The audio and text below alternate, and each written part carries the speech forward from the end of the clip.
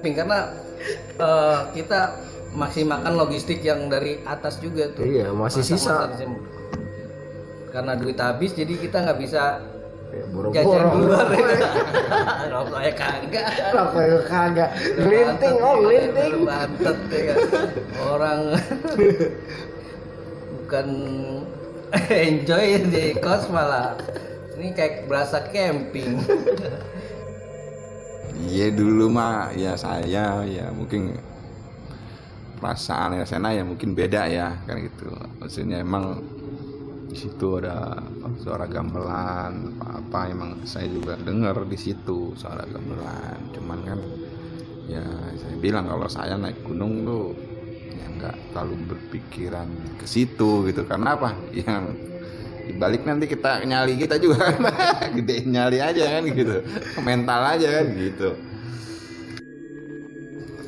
Sempet di dalam itu gue nggak tahu ya Babe nih sama Anang kayak gimana ingatannya. Yang jelas gue inget pas kita di dalam itu gue udah sempet tidur kok, tapi gue terbangun oleh suara langkah-langkah gitu kan. Rame banget Nang. Gue diemin itu duk itu suara kayak dalam hati gue kok kayak ada orang naik malam-malam ya. Cuman gue diem aja gue diam. Mungkin karena yang paling peka kan gue ya waktu itu, karena memang gue belajar sesuatu dulu masalah kebitanan kebatinan gitu kan. Merasa ada yang merasa itu orang di luar, itu gue keluar sekitar 2:30 itu gue sempet keluar.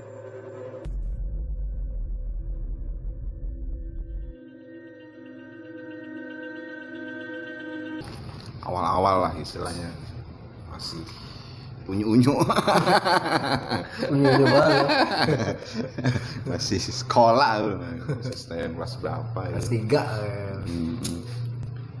3 Ya sih ingat saya sih untuk di perjalanan saya lupa ya untuk gimana ya istilahnya di intinya kalau saya sih cerita di pas di base campnya ya ingat saya itu emang ketemu Mas siapa itu Mas Ari. Kita tuh istilahnya di Gunung Rabu tuh ini di sini harus gini, di sini begini kan gitu kan. Aduh, diceritain lagi ya kan. Ya kalau diceritain itu kan bawaannya kan pasti gimana gitu ya kan. Ya intinya sih itu kita berangkat naik istilahnya yang saya pribadi rasanya sama Mas Anang kan gitu kan. Untuk detailnya mungkin kalau saya ingatnya ibaratnya tuh hujan badai, hujan angin lah itu pokoknya itu kenceng banget angin. Sampai yang rasain itu pas yang paling inget itu ya pertama itu di waktu Gubuk itu. Tuh batu gede yang masalah itu kan. Ada batu gede tuh kata patokannya kata Mas Ari itu kan. Aduh, ini dia jangan di kawasan ini daerahnya nih kan. Mau maghrib lagi ya kan, pas ya kan? Hujan angin ya kan. Aduh, udah bawaannya istilahnya apa serem-serem gimana gitu ya kan. Namanya udah ceritain kita udah begini-gini, waduh udah gitu ketemu pas mau maghrib lagi ya kan, hujan angin lagi kan. Memang kita berhenti di situ maghrib. Nah, istilahnya terus dijelasin Mas Anang jalan tuh ke mana? Base ke Puncak Pemancar tuh inget saya itu angin itu kencang banget sampai saya berdiri itu goyang istilahnya karena saking kencangnya karena di punggungan kalau nggak salah ya. Iya, betul. Itu sampai ibaratnya udah mau gelap itu buka tenda itu tangan itu udah sampai nggak berasa ibaratnya gitu kan. Mungkin karena dulu masih muda kali ya, fisik masih oke gitu kan. Ya mungkin kalau lemah sedikit tuh mungkin udah hipo kali ya kan. Kita bener angin gerimis, udah gimana tuh basah kita sama angin, nah udah cakep kan. Oh mantep. Itu tangan mau giring tenda aja sampai susah itu mau ngiket aja itu susah tangan itu sih ngerasa itu paling dinginnya itu main. Makanya istilahnya jadi enggak langsung masuk aja udah langsung selimutan sama sarung bag ya kan. Iyalah sarung bag Sama dulu mah mana ada gitu sleeping bag kan tuh enggak ada. Sarung bag ada gitu mainnya. buat flashback. Iya, sarung buat flashback udah andalan. Ya istilahnya sleeping bag perlengkapannya kita seadanya lah kan gitu namanya dulu masih sekolah apalagi kan, apalagi alat-alat dulu mah masih jarang kan gitu kan, nggak ada istilahnya, susah di mana tempatnya jauh gitu kan, Susah ya susah nyari outdoor, masih langka outdoor istilahnya. Oh, Pina. andalan. Ya emang di situ lama itu sampai 2 malam, tanggung ah besok aja. Puncak aja besok aja. Nikmati pemandangan, emang kebetulan situ bagus kan pemandangannya, ngeplong ya kan. Puncak kelihatan, jalurnya kelihatan, Merapi ya kan. Opening kelihatan, nah udah pewek dah tuh di situ kan. Besok aja. Stick banyak bawa. Nah, terus setelah itu 2 malam di situ jalan puncak kan, ya, saya bilang tadi kan, ini kok ke puncak bawa semua kan, hendak digulung, ini digulung ya kan. Kalau saya ngeliat yang sekarang orang baru ngebes di situ ke puncak tinggal jalan. Kebetulan tuh istilahnya pertama saya ke Jawa kalau nggak salah. Iya. Pertama tuh naik gunung ke Jawa tuh. Sini kan nama Kang Arya kan paling gede, Kawah Ratu dulu tuh awal-awal, ini baru mulai keluar nih sama Kang Arya gitu. Jadi istilahnya ya udah bawa semua. Ya, pas ketemu ada pertigaan mau ke puncak. Ya, saya nggak hafal ya jalurnya sih. Kalau saya ngeliat di YouTube sekarang sih emang punggungan gitu kan. Oh ya bagus juga sih kan gitu kan. Pas kita bawa semua perbekalan peralatan kan gitu. Orang-orang saya perhatiin dia tuh dulu pada tinggal di situ ya kan. Banyak di pos pemancar kan. Iya. Nah itu jalan sampai itu pertigaan puncak. Itu ngecamp di situ kan, wah ini enak nih buat ngecamp di sini nih kan gitu. Kalingan batu. Kalingan batu doang padahal. Ngablak mah ya ngablak ya kan gitu. Oh, tapi belakang kecil. Ngablak mah ngablak kan gitu. Iya dulu mah ya saya ya mungkin perasaan sana ya mungkin beda ya kan gitu. Maksudnya emang di situ ada suara gamelan apa emang saya juga dengar di situ suara gamelan, cuman kan ya saya bilang kalau saya naik gunung tuh ya nggak terlalu berpikiran ke situ gitu, karena apa yang dibalik nanti kita nyali kita juga kan gede nyali aja kan gitu, mental aja kan gitu. Ya udah kita nikmatin aja suara gamelan semalaman. Iya kita berpikir ya mungkin ada cerita ada ini ada itu ya kan, ya mungkin saya emang yang sering kalau naik kemana itu yang sering merasakan gua ya sendiri gitu ya. Kalau kita mah buang-buang jauh-jauh deh ya, maksudnya apa ya, Pura-pura nggak tahu. Pura-pura berani lah ya kan. Pura-pura berani aja lah ya kan, istilahnya gitu. Ya, intinya sih itu sih gitu ya, lagi juga tim base camp di situ ya. Dan ya itu dekat banget ya kan, ternyata angker juga itu gitu. Kita dulu nggak tahu aja ya. nggak tahu ya. asal hajar gol Enak sikat untuk tepar juga. Oh seharian jalan kita. Iya.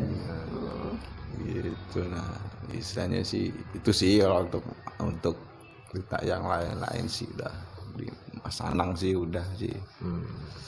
Itu sih yang karena saya ingat sih itu ya, karena mungkin udah terlalu lama sampai detail jalur seperti apa saya juga lupa sih, makanya denger makanya lihat di YouTube cerita saya ya senang juga, jadi agak review kayak gitu. Makanya sekarang inget itu doang sih ya, masih membekas sih. Gitu sih ya, kalau untuk yang lainnya mungkin yang lebih serunya mungkin ada senang kali Kang, ayo. Gitu. Itu aja sih.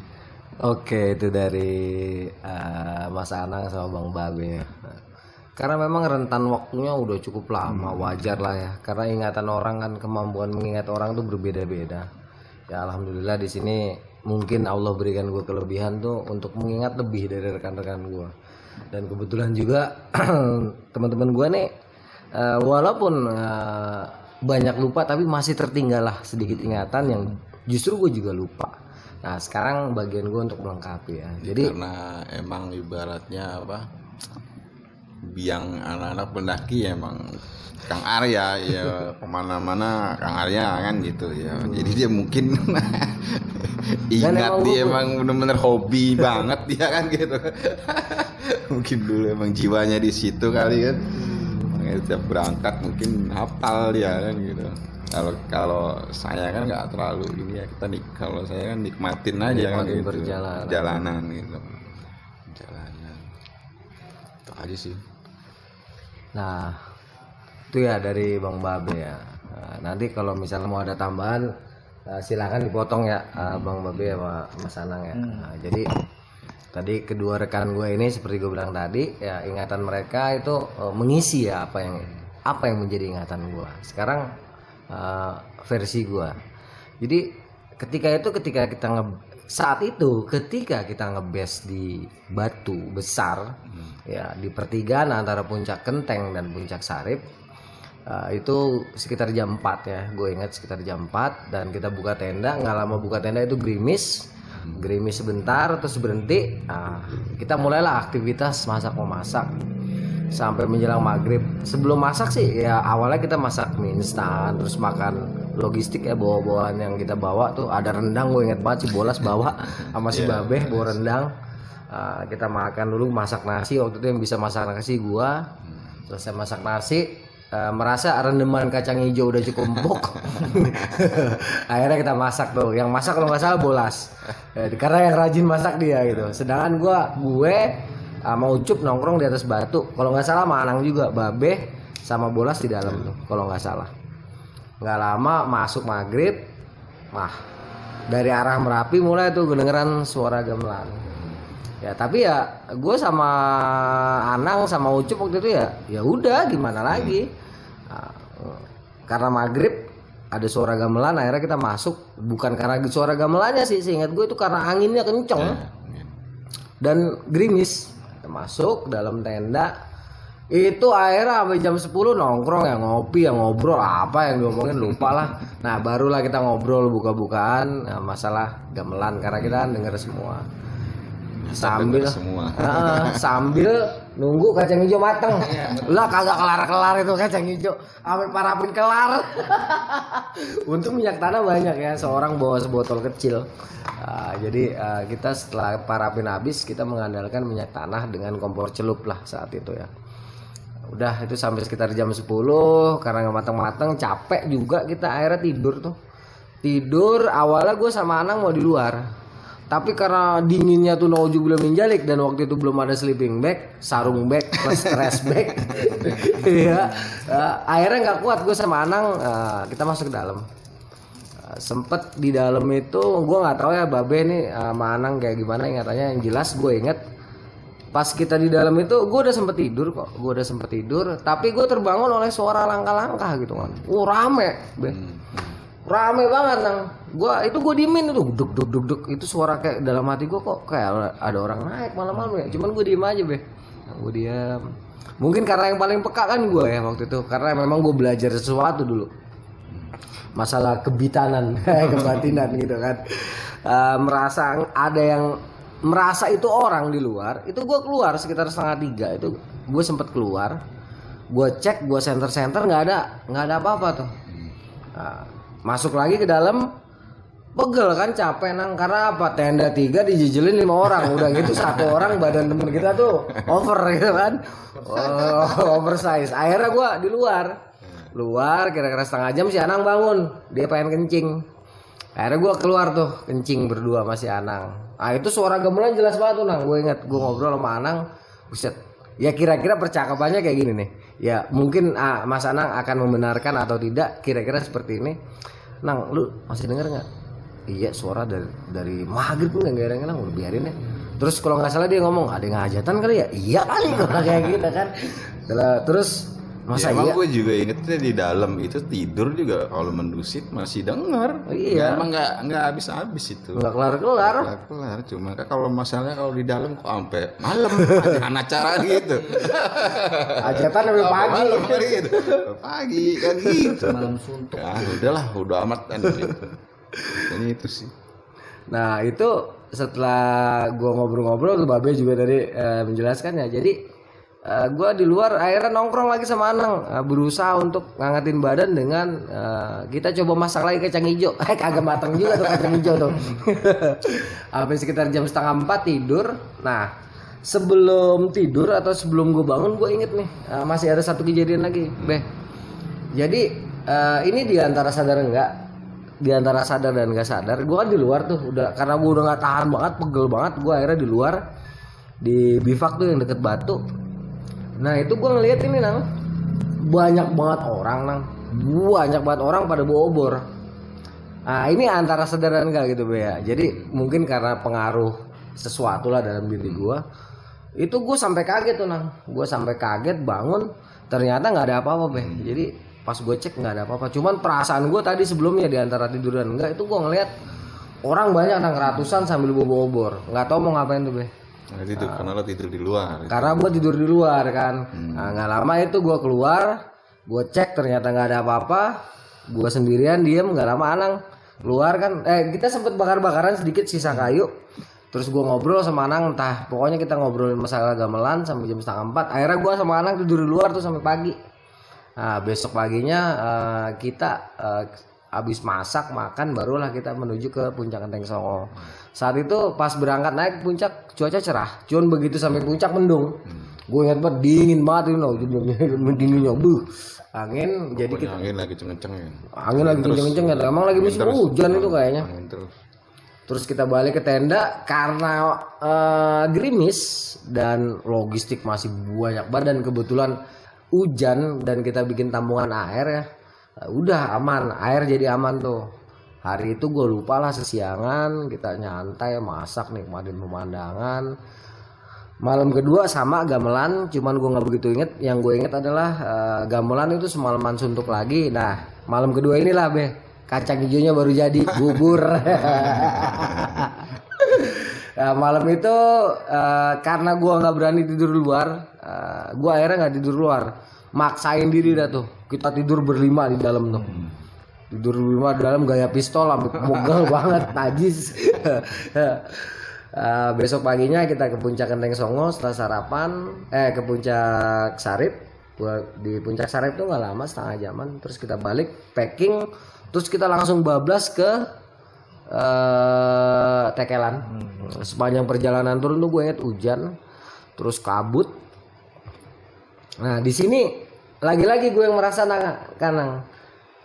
Pas di jembatan setan itu gue ngeliat satu orang pendaki, cuman lu orang gak ada yang lihat, gue diem aja gitu. Gue turun terus kita ke bawah itu sampai sekitar jam 3 kita sampai di Batu Tulis ke puncak Pemancar, istirahat sebentar, bablas lagi hujan diajar hujan tuh, kita jatuh tuh Nang pas turun tuh yang di tebing Perang Putih tuh. Sampailah maghrib tempat Mas Ari. Nah baru tuh cerita ditanya tuh di Watu Gubuk ada apaan gitu kan ya. Waktu itu sih Nang seinget gua nih, kalau gua salah gua minta maaf. Ya mungkin ingatan orang kan beda-beda. Seinget gua, lu juga lihat anak kecil Lang di pos Pemancar. Lu ngomong sama gua, "Nge, gua juga lihat anak kecil nge sama emaknya," lu bilang kayak gitu kan. Si Ucup ngeliat anak kecil, ibu-ibu sama pakai caping bambu. Nah itu sama main gua. Nah pas di bawah nih kita baru cerita Nang. Lu ngeliat anak kecil sama ibunya turun ke arah jalur bekas. Si Babe cuma dengar suara gamelan, ya, terus suara angin gemuruh, kayak suara orang jerit-jerit kan rame. Emang sekilas kan suara anginnya kan kayak suara orang ngobrol, kayak suara orang jerit-jerit kan ya. Nah, itu sempat kita ngomong-ngomong sebelum tidur. Akhirnya Mas Ari ngomong, untung kalian di Watu Gubuk nggak kenapa-napa gitu kan. Lagian maghrib-maghrib pada di situ gitu kan. Orang sini aja nggak ada yang berani gitu. Nah nggak lama ngobrol tepar. Besok turun ke bawah, ya itu seperti tadi Mas Anang sama Mas Babe bilang, kita nyasar. Salah 3 akhirnya salah banyak. Itulah ya. Kira-kira gimana tuh Mas Anang? Apa namanya? Setelah pendakian itu tuh, apa sih yang paling terkenang gitu sampai sekarang gitu Mas Anang, dari peristiwa kita pendakian Bakso Dilan ini? Banyak ngaso di tengah jalan. Bakso Dilan paling berkesan ya itu kita banyak camp, memang banyak logistik banyak. Bukan Oke. yang kita pikirin kan sebelumnya kan. Kita naik paling ya 2 hari ya kan, Paling lama 3 hari lah. itu kalau mas berbabu mah ya hitungannya sebegitulah. Bener-bener Normalnya Bakso ya. Dilan. Ini mah bener-bener apa 6 hari. Jadi, saya kalau cerita sama temen-temen tuh di Jogja tuh, wah diketawain. Iya ketawa lah. Ngapain lu ya? Ngapain lu paling semalaman. Iya, dia bilang, wah kita mah nyantai ini. Bakso Naik Dilan. gunung ngapain lu gitu kan, dia bilang. Wah iya gitu ya. Mau malu tapi gimana emang begitu kalau sekarang kenyataannya. dibatasin kali. Enggak juga. Tergantung sih. Memang ya. memang dibatasin tapi situasional juga. Iya tergantung izin kita ya. Tergantung izin. Kalau Bang Babe gimana kesan-kesannya tuh pendakian Bakso Dilan, banyak aso di tengah jalan? Ya itu sih apa, menikmati aja sih suasana ya kan. Ya sama dinginnya itu. Selama saya naik gunung itu paling dingin tuh di situ. Rasa paling dingin. Karena apa? Ya, karena mungkin campur angin kali ya yang Enggak, emang beda, Be. Bikin ini. Karena angin juga kenceng, gerimis, basah kan gitu. Itu sih. Itu aja sih. Ya paling ngerasain tuh bedanya itu. Itu aja sih. Ya itulah ya kesan-kesannya. Mungkin ya ibaratnya kalau sekarang banyak yang diceritain di apa di YouTube bercanda orang dingin ya gitu, nah hipo gitu kan. Ya mungkin kalau nggak kita persiapan mungkin itu ya untungnya kita bawa makan banyak jadi fisik kita oke, suplai nutrisi makan maksudnya kan mil makan ya mungkin itu kali ya. Kue lebaran keangkat Makanya semua. istilahnya dingin gitu jadi bisa teratasi kali ya mungkin Karena ya perut kita kenyang. karena perut kita kenyang ya mungkin makanya kalau saya lihat sekarang yang dengar cerita di YouTube yang hipo ya intinya sih mungkin kurang makan ya kan. Iya. Dingin nggak mau makan udah repot ya kan. Jadi Makanya saya bilang apa lagi saya dulu kan begitu kan.